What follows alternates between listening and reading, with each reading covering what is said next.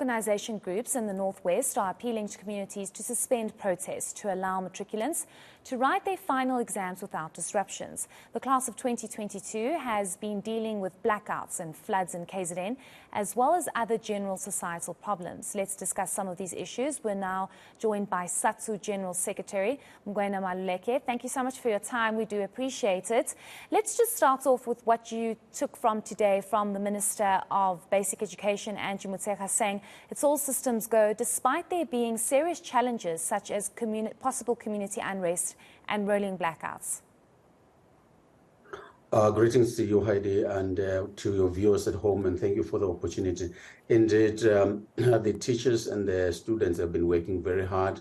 So in other words, agreeing with the statement by the Minister of Basic Education that it is all systems go, because indeed we have seen the commitment, we have seen the sacrifices by our teachers, and we are really proud of them that they have been able to go through this very difficult time, given the 2020 lockdowns for these particular matriculants, and being able to reach the stage where they can say, yes, we are ready for writing this particular examination. It all takes efforts from both students and our teachers. I want us to speak about the possible unrest or possible disruptions in the Northwest, particularly given there's been an outcry to say, don't do this at this stage, let the matrics finish writing their exams. Are you aware, Sadtu, about any possible unrest in the Northwest? Yeah, we are aware of possible unrest in terms of those particular protest actions that have been taking place around that particular area. And we want to support Sanko's statement that we need to protect the future of our children. We need, for once as a country, show that we understand the importance of education and that we can stand together and protect our children, and making sure that if there are protests that have to take place, must not impact on our children to be able to go and write their examination, and then show some kind of understanding that for us to be able to deal with exactly the same problems of inequality and poverty and unemployment, we need our learners to be educated so that they can live a better life.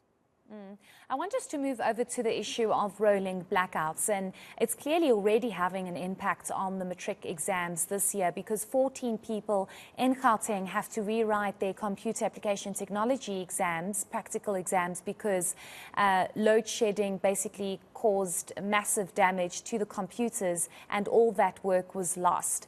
The minister is saying that the department has to work around the schedule and natural light can be used. For example, tomorrow if there's load shedding because English is being written. But you have learners, on the other hand, saying that it limits their study time because they can't study for long hours in the evening because there's no electricity. Surely this is a big concern, and perhaps something more should have been done given the challenges matrics have been facing?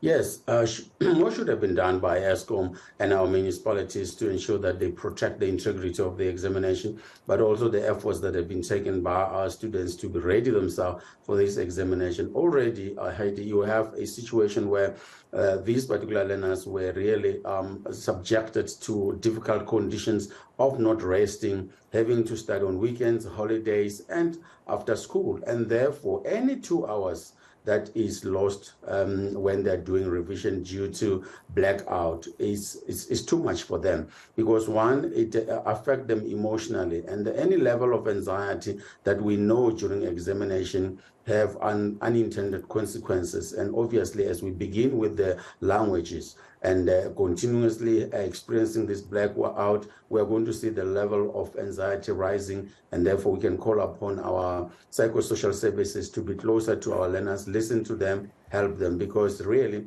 it is not whether they can reschedule the examination. Once the examination is rescheduled, you need certainty, and a student that is going to have to write on the 7th of December is not going to be the same student that would have written on the 25th and the 26th. Not the same, because everything is emotional.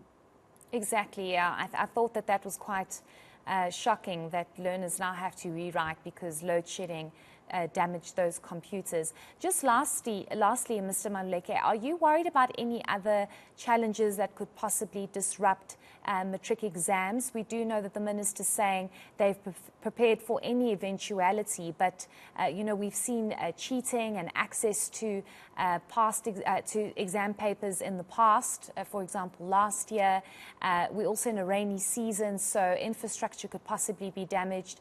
Are you worried about anything else? Yeah, we are worried about the possible disruption due to rain, because we're now in a rainy season and it has delayed, and we have seen how it becomes so stormy, and that in itself can delay. But also we are also worried about the possibility of our students arriving late at the examination centers due to heavy traffic that is caused by rain, as well as unfunctioning traffic lights, so due to the blackout. So these are some of the multiple problems that we have got to overcome as we administer this particular examination. However, the resilience and the preparedness of our students, we are only relying on them because our teachers are there to help them. But yes, we will always be at the lookout of any possible disruption that may affect the integrity of the examination. When it comes to this cheating and many other things, unfortunately, Heidi, we are in a country that is lawless. And we must say it, because if people were taken into custody when they sell question papers to our learners or misleading our learners through WhatsApp, and they know that the law will be able to be harsh on them, they would not continue to do what they're doing. Obviously, they're going to take chances, and we can only call upon law enforcement agencies and our communities to stand firm and solidarity with our students and protect this integrity of our examination and our learners. Thank you so much. Thank you so much for your insights. We do appreciate it, and we really do hope that there aren't any further disruptions. I think the load shedding has really caused massive problems. I spoke to 2 learners today that said to me, I think the biggest challenge for us has been the fact that we can't study when we want to because there's just no power. But we'll definitely be checking in with you, Mr. Maluleke, throughout the week and during the exam period to see if all is going according to plan and how the department has said it should go and will go. Thank you so much for your time. That was Sadtu General Secretary Mugwena Maluleke. I think it's really not okay for students to say, I can't study long into the night because there is no power. It's just, this is our future. These people are our future, and they have to be subjected to 1 hour, perhaps in the evening, because of load shedding. It's just not okay.